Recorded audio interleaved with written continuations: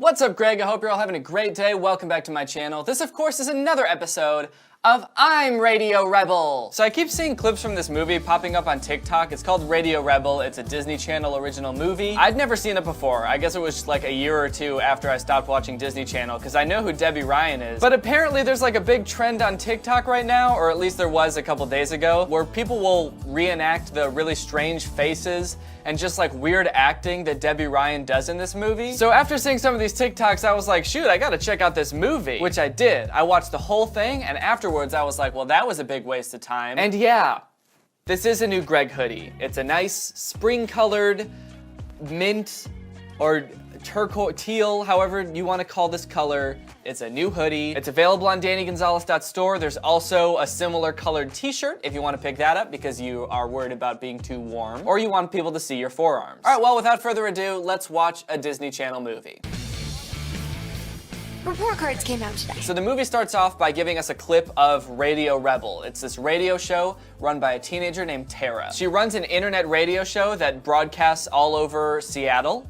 I don't know why it doesn't broadcast in other places because it's an internet radio show and not a real radio show. And she's honestly sort of the voice of her generation. Everyone at school listens to her. She's always giving these messages about being yourself and rejecting the status quo, which is kind of ironic because it's all run by the shyest kid in school, Tara. She's so shy, in fact, that she doesn't want anyone to know that she's Radio Rebel, not even her best friend. You should talk to your stepdad. What? Why? He runs Slam FM, the biggest radio station in Seattle. Maybe he could give you an internship. That'd be a confidence booster, right? Are you kidding me? He's been married to my mom for, what, 2 months? And he probably thinks I'm a total step freak. He thinks you're a step freak, but he's your stepdad. Wouldn't that also make him a step freak? I can't believe that my wife's daughter is now like partially related to me, and we're like a family now. What a step freak. What a freak. How ballsy do you have to be to marry into a family and start calling people in that family a freak for being now related to you? You get a relaxation technique. When I'm memorizing lines for drama, I imagine I'm breathing in the words. What does that even mean? You need to breathe your words. How can you even breathe at a time like this? Aggressive? So these are their friends. I forget what their names are, but that's such an aggressive way to enter a conversation when you see your friends at school. Just run up behind them and push them. Oh, hey, man. Hey, dude, good to see you. Good to see you, man. Oh, no. Oh, no. Why? Because you're my best friend. Last night, Radio Rebel revealed the biggest clue yet about her identity. She goes to our school. She mentioned it at minute 14:30 in Tuesday night's podcast. And these two dudes, along with the rest of the school, but especially these two dudes, are like obsessed with finding out Radio Rebel's true identity. They've got all these schemes and plans to try to figure out who she is. They analyze everything about her, and they have no idea that it's one of their best friends, Tara. On this particular day, in Tara's drama class, her class combines with another drama class because they're doing a big group project. So the other drama class comes in, and they're all one big class now. And to Tara's surprise, her crush, Gavin, is in that class. But she's too scared to talk to him. So scared, in fact, she just leaves class. Instead of not talking to him and being shy in class, she's just gotta get out of there. How does the teacher not notice them just get up and leave the class? You can hear her talking in the background as Tara is leaving. Is the teacher just completely up against the board talking the entire time? All right, class, today we're gonna learn about whiteboards and how you have to stand really close to them in order to see anything on them. I really hope no one's leaving the class right now, but I have no idea. I really hope that when I turn around, there's still gonna be people in the class because I haven't looked at you guys for the past 20 minutes. So as Radio Rebel starts to get more and more popular, Tara's stepdad ends up hearing about Radio Rebel because he's actually the head of one of the most popular radio stations in Seattle. And he decides he wants to hire Radio Rebel. But first he wants like a teenager's opinion about it, so he goes to talk to his step freak, Tara. I can tell why Radio Rebel's so popular. She always plays such cool music. So this is good, right? I mean, here we are, we're hanging out, and we're listening to Radio Rebel, and together. Together. What happened? The music just stopped. Your stopped? And that rounds off the final set. For my favorite local band. Now, here is an extra long track just for you guys. Hope you dig it. please, Radio Rebel? You're Radio Rebel? That depends. Am I in trouble? No, of course not. I don't know how you're doing that. I mean, you're so shy. You're so shy. I mean, you're such a nerd. I have no idea how you could have so much confidence when you're such a step freak. I don't know how you could possibly have a radio show. So he hires her. You're hired. By just saying you're hired, not really saying what she's hired for. And then he just leaves. He just books it. He slams the door behind him so she can't even ask any questions like, hired for what? He just says you're hired and runs away. You're hired! You're hired! You know, how you get a job. That's how getting a job works. Actually, now that I think about it, it kind of reminds me of how I got my first job. Oh, shoot, no! What? Oh, shoot. Oh, sorry, man. Did you just break my package? Yeah. Oh. Look, man, I'm really sorry. I did not mean to do that. I can pay you back if you want, or I can buy you a new package. You're hired. Huh? You're hired. You're hired. You start Monday. What? I don't know. Huh? You're hired. You're hired. Where? Oh, yes, you're hired. Was this a job interview? Oh. That's how I started working at UPS. Then, of course, back in drama class, Tara gets put in the same group as her crush, Gavin. And when Tara goes up to talk to Gavin, the chemistry is palpable. Cool shirt. I love that band. You First rules. The G's can only dream of being that good someday. The chemistry is palpable. You can palp it. It is able to be palped. The chemistry is Palpatine. Do it. Okay, here's a good scene. So in this scene, they're in gym class, I guess, and Tara is talking to her best friend, and her friend invites her over that night, but Tara has to do Radio Rebel. She has to do her show, so she can't. But since her best friend doesn't know about Radio Rebel, Tara just has to lie and say that she has to do something else. At least, I'm pretty sure that's what happens, but for the life of me, I cannot focus on the conversation they're happening because of all the going on in the background. I think this is supposed to be a gym class because everyone's outside playing and doing sports, but everyone is doing like drastically different stuff. In just this scene alone, you see people sitting, stretching, running, one lone dude playing soccer, jumping jacks, skipping, and football. Did their gym teacher that day just be like, I don't care, just go outside and look like you're exercising. It doesn't even matter if you are, just look active. Just be wearing gym shoes and sit on the ground. I don't care. This is kind of a theme throughout the whole movie where the extras are just on some other. They're just not doing what they should be doing. I feel like there was a director for the movie and then there was a director for the extras,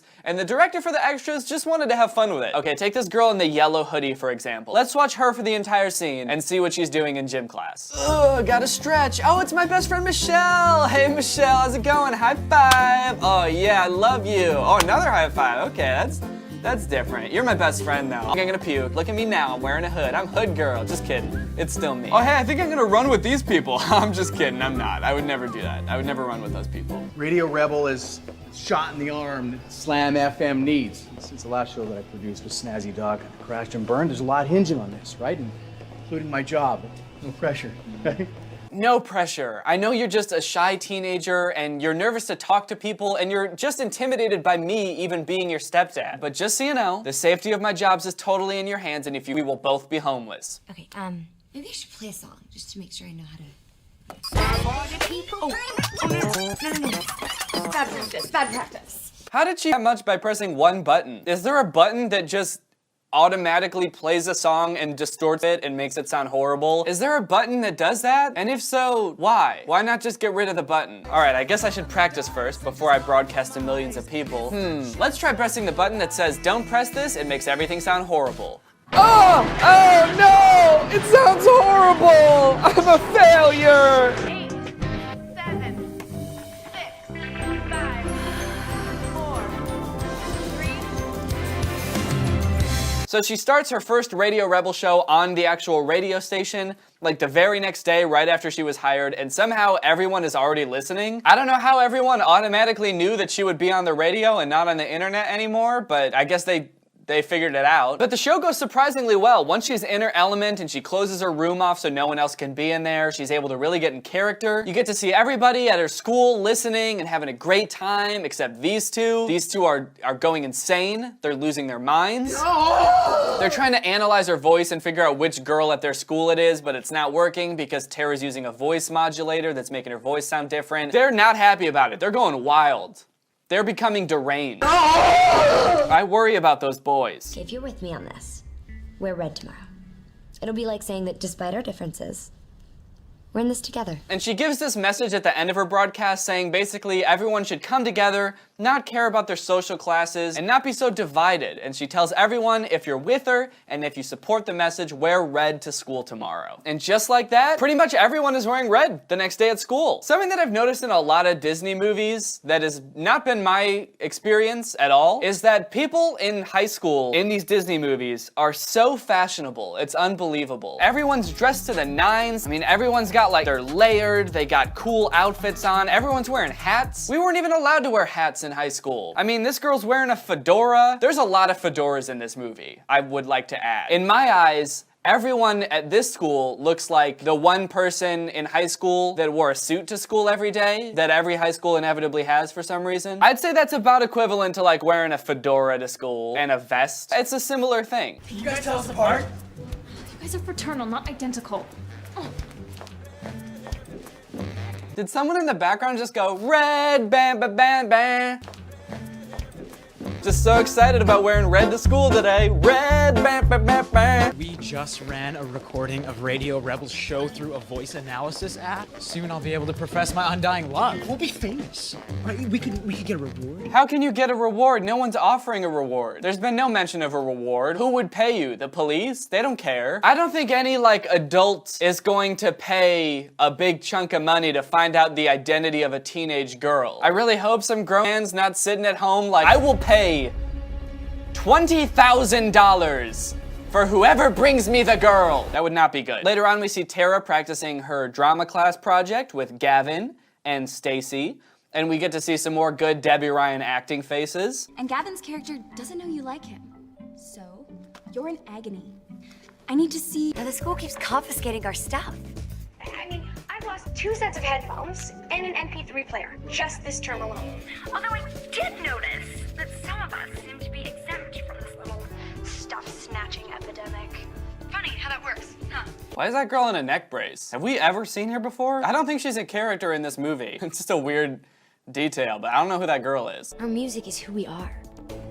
Are we gonna let someone just snatch that away from us? Why does it sound like she's trying to start like a school-wide mutiny because the teachers won't let them listen to MP3 players in class? That seems like such a weird stance for this movie to take, right? That kids should be allowed to listen to music during class? It really seemed like the moral of this movie was going one direction, like, hey, don't be afraid to be yourself, and we don't need to label each other like pops and non-pops, and then all of a sudden it was like, and we should be able to listen to music in class, and the teacher shouldn't be in charge, we should. Are we just gonna let them take away our iPods and our Zunes? I say we stage a coup. Here's a new song about, trying things you never thought you could. Check it out. Vibe it, really, really dig on it. And then, remember that feeling. Oh man. You know, I was starting to think this movie was like a little bit out of touch, but then I heard that cool kids lingo. Listen to this song, vibe it, really, really dig on it. Chew it, munch, munch, crunch it, throw it up, groove with it. Then she does another stunt like the whole wearing red thing, but instead she decides to directly disrupt class by telling everyone to just get up and start dancing at 8 a.m. the next morning, which everyone does. Even the teacher is getting down in this class. But the principal, the evil principal, doesn't like that. And she tells Radio Rebel to turn herself in or there will be consequences. Radio Rebel, I advise you to turn yourself in now, or your future will be radio silence. So instead of doing that, and instead of, you know, backing down and stopping her antics, she gets a girl who works at the radio station to drive a giant van with big speakers to the front of the school and just start blasting music during lunch. What is going on? Well, Marina can't complain about us disrupting class time because it's lunch.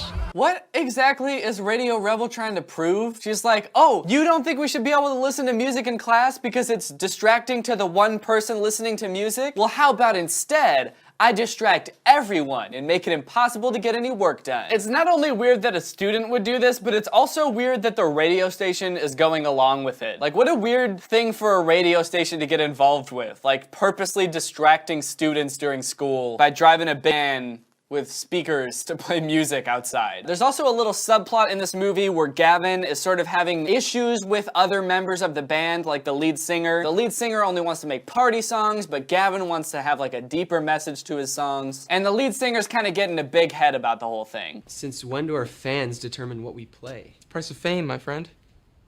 1, 2, 3. 1, 2, 3! I have news. We can't talk here. Excuse me, could you give us a minute?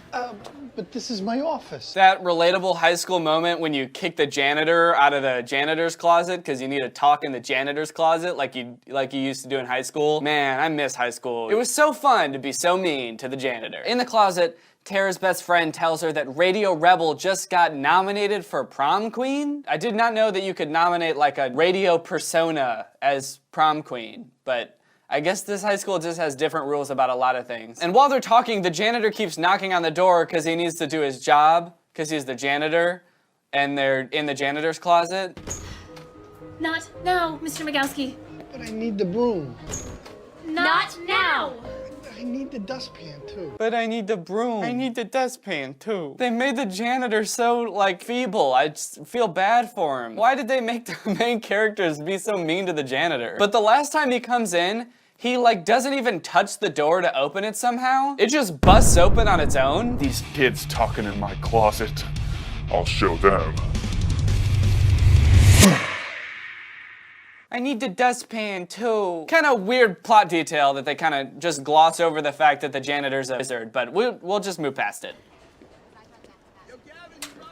This is another weird scene. So Gavin is talking to the lead singer of the band, and they get in this whole fight because Gavin sort of has a crush on Tara now, and the lead singer of the band is like, that's bad for business, dude. She's not popular, and her dad owns the radio station. You can't like her. And you gotta stay single for the band, or something. But in this whole scene, they added in people yelling at them from like the background, like, oh, the G's are awesome, and hey, Gavin, you're so cool. You don't even know her. Okay, I don't need to, and neither do you. Think of the band, man. They just added in a bunch of stuff in the background, and it continues like while they're having the argument, and after they have the fight. There's still people in the background just being like, hey, I love you, dude, you're so cool. It's also really weird that neither of them acknowledge it. Like this whole shot where Gavin's just walking by himself and people are yelling at him. He doesn't say like, oh, thanks, man, or acknowledge anyone. Because they added all this in afterwards. Just like a really weird editing choice. Yo, Gavin, you're the coolest. Gavin, I love your music, man. You're like a god. Gavin. Bill Marino called. The lunchtime dance party, that was a mistake. I may run Slam FM, but I'm your stepfather first. I'm your stepfather first, and you're my step freak first. This is bigger than Slam, or Marino, or even me. I can't turn my back on the thousands of people who finally feel like they have a voice. You know, I think that's the most that I've ever heard Tara say at one time. You're on in 2 minutes. Wait, what? So he's just okay with it now? He was like, whoa, whoa, whoa, you need to reel it in, okay? You can't have dance parties funded by the radio station at school, super irresponsible, and you're gonna get expelled. And then 2 seconds later, he's like, all right, you can cause a ruckus at school and get expelled and overthrow your teachers and do whatever you want, as long as you're coming out of your shell a little bit. I am very much questioning the motives of this movie. What are we supposed to learn from all this? I'm afraid to show people the real me. Top 10 coolest movie moments of all time? I don't know. Think it's a contender. So Radio Rebel keeps causing a ruckus at school, and the principal's not having it because she can't figure out who Radio Rebel is and she's not coming clean. So she decides to punish everyone by canceling the prom. I'm canceling the prom. Which of course makes everyone pissed at Radio Rebel because they're like, you ruined our whole year. We all want to go to prom and now we hate you. But then Tara comes up with this idea where the radio station can just host their own prom and everyone can come for free, and they decide to call it MORP because it's prom backwards. And it got me thinking a lot about prom and like high school dances in general. I remember in high school thinking that those were fun, but also like, why do they do that in high school? Why is the teacher's job to like teach the kids and then also throw a dance party for the kids? Why is that part of the teacher's job? It just seems weird. Like, who was the first teacher that decided to have a prom that was like, I'm sick of teaching these kids day in and day out. Like, when do I get to see these teens dance? When do I get to watch these teens dance to Get Low?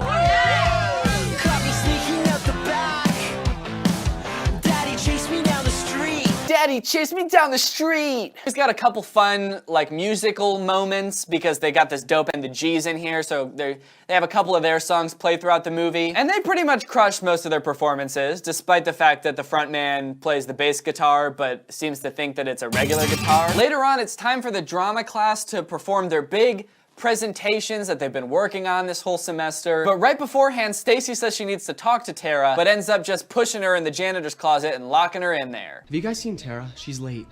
Move on already. Pay attention to Stacy. You're turning into a real jerk. You know that, don't you? Me. Yeah. Whoa, dude. Me changing? Me wearing this gray camo scarf, a blazer, and a flannel fedora. You think I've changed? He does have a point, actually, kinda, because everyone at their school dresses like that. I think the scarf and the hat is a little bit much. Pick one. We have to tell Mrs. Brower we can't do our scene. No.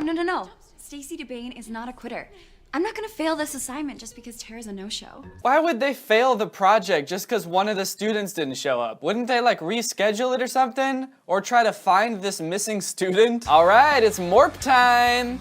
Time for the big morp. Time for everybody to get morped. As I'm sure you could have guessed, Radio Rebel wins prom queen. Or sorry, morp queen. It's not prom, it's morp. Radio Rebel! But like, rigged much? Radio Rebel literally works for the radio station that is throwing morp. Doesn't anyone think it's weird that she won morp queen? Just saying, I'd look into it. Most of you don't know me. I'm the girl who sits in the back of the class. And at the very end here, Tara reveals herself to be Radio Rebel. I'm Radio Rebel. Then the principal comes on stage, somehow she snuck in, and she tries to expel Tara for being Radio Rebel. But then everyone in the audience does that thing that they do at the end of movies where they all stand up for her and everyone's like, I'm Radio Rebel. I'm Radio Rebel! I'm Radio Rebel! No, I'm Radio Rebel! Until eventually everyone is shouting that they're Radio Rebel and the principal just has to leave. I don't know, why doesn't she think it's Tara anymore though? Tara is obviously Radio Rebel. Like, why did she really get confused by everyone saying that they're Radio Rebel and she's like, oh, I have no idea who it is. After Tara gave like the long monologue about how she's Radio Rebel, I guess they really did overthrow the principal. That's the big ending of the movie. They did it. The principal is gone. I don't know if she'll ever come back. Anyway, at the end of the day, it's a Disney Channel movie, so what did you expect? There's a nice message in there somewhere about being yourself, and I feel like if I was in high school and I watched this and I was shy, I feel like maybe I would get something out of it and feel like it's okay to overthrow the principal. But that's the end of the movie. I hope you guys liked it. It was kind of fun doing a Disney Channel movie. I feel like maybe I should do more of these, so let me know if there's any other Disney Channel movies you want me to watch. I feel like everybody knows them, so it's kind of fun to relive the experience. But that being said, it is now time to talk about today's sponsor, ExpressVPN. Guys, this video is sponsored by the homies over at ExpressVPN. Y'all know I can't get enough of ExpressVPN. Not only does it give you all the great possibilities of a VPN, like unblocking content that's not available in your area, giving you more security online, giving you more anonymity online, but it's not just a good VPN, it's the best VPN, being consistently ranked #1 by sites like The Verge, TechRadar, CNET, and more. Many more. I personally just realized that while only seasons 1 through 4 of Better Call Saul are available on Netflix in the US, if you switch your location to the UK using ExpressVPN servers, suddenly you can watch season 5. So I did. And it was good. And that's just one example. There's countless examples of different shows and videos that you can unlock by switching your location using ExpressVPN. They've got a ton of different server locations. They've got 24/7 customer support. They've got the fastest speeds, which you'll find is especially important if you're trying to stream video. And it couldn't be easier to use. I would think that using a VPN would be very annoying if you had to like go through all these menus and stuff to use it every time and it was overly technical. But with ExpressVPN, all you have to do is just select a server location, press connect, and bada bing, bada boom, bada bong, bada bang, you're using it. So find out how you can get 3 months for free by visiting the link in the description. That's expressvpn.com/Danny Gonzalez. That's EXPRESSVPN.com/Danny Gonzalez. I know how to spell. Thank you to ExpressVPN for sponsoring this video, and thank you to you guys for checking out ExpressVPN. All right, thanks again for watching. I hope you enjoyed this video. Again, if you want to get one of these hoodies, go to DannyGonzalez.store. The link is in the description for that. If you guys like this video and you're new here, make sure you subscribe and turn on my notifications to join Greg. Greg is what I call my fan base, or my subscribers, or whatever you want to call them. I call him Greg. Thank you, Goose Goose, for turning on my notifications. You are truly Greg. I'll see you guys next time with a really interesting video where I get stuck inside my hoodie and I can't get out and I'm trapped in there for the whole video. Bye. This video is over now. Go find something else to watch, or just watch this video. I know we had a lot of fun, but you can't stay on this end screen forever. This video is over now, so why are you still watching this?